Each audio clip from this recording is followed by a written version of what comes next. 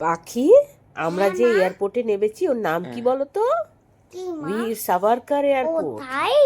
এইবার আমরা এখান থেকে হোটেলে যাব। হোটেলে? হ্যাঁ, এখানে রেস্ট নেব, একটু নিয়ে আমরা জেল দেখতে যাব।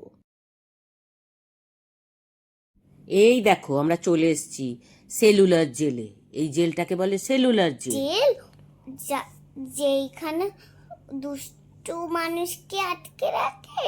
হ্যাঁ, ওই যে ছোট ছোট ঘরগুলো দেখছো না, ওগুলোকে বলে সেল। এই সেল থেকেই নাম হয়েছে সেলুলার জেল। ও, এইগুলো?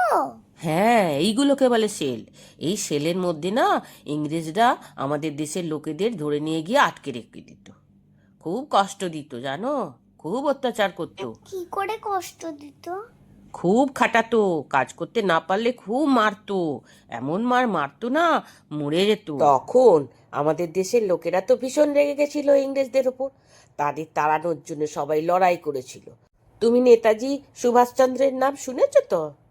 তোমাদের স্কুলে হয়, প্যারেড হয় স্বাধীনতা দিবসের দিনে। সেই নেতাজি যেটা আমাদের দেশ বাঁচিয়েছিল।